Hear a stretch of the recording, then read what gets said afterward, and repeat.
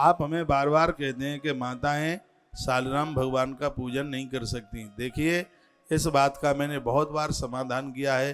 तुलसी की पूजा, सालराम भगवान की पूजा करें, लेकिन अब माताएं क्यों नहीं कर सकती? उसमें वर्णन है, पद्म पुराण में कथा आती है। उसके कई कारण हैं। एक ऐसी स्त्री जिसने पति को मार दिया हो, जहर दे करके कैसे भी उसको खत्म कर दिया, तो ऐसी स्त्री सालराम भगवान की पूजा करने की अधिकारी नहीं है। उसमें बिल्कुल स्पष्ट लिखा है, जो अपने पति को छोड़ करके और किसी पराये पुरुष के साथ रहती है, ना वो यज्ञ में बैठने की अधिकारिणी है और ना वो भगवान सालराम की पूजा करने की अधिकारिणी है।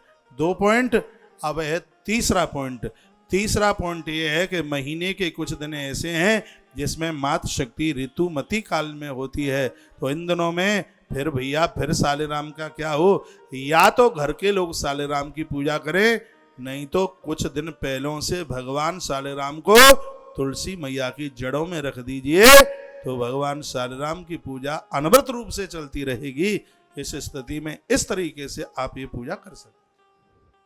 तो इसको बहुत ध्यान से सुनिए। गणेश जी के ऊपर, भगवान गजानंद के ऊपर दुर्वा जरूरी है, सालराम भगवान के ऊपर तुलसी जरूरी है, और भगवान महादेव के ऊपर भस्म जरूरी है। सुन ले, तुम्हें सिगरी बातें 3 दिन याद रहती। भगवान महादेव के ऊपर भस्म नित्य। जो शंकर जी की पूजा करता है, भस्म नहीं चढ़ाता, उसके मुंह में डाला हुआ जो अन्न है, भोजन है, वो सब भूतों के, प्रेतों के पेट में जाता है। खाते पीते भी मरे मराए होते हैं बिल्कुल।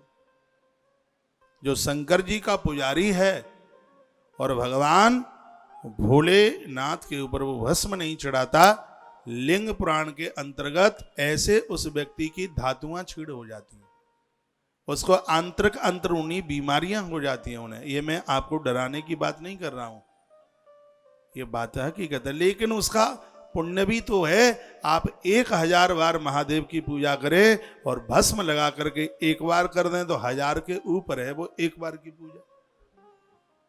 तो ये महत्व भी तो है उसमें। तो शिव को भस्म चढ़ाइए, ये हम पिछली कथा में बोले होंगे आपको।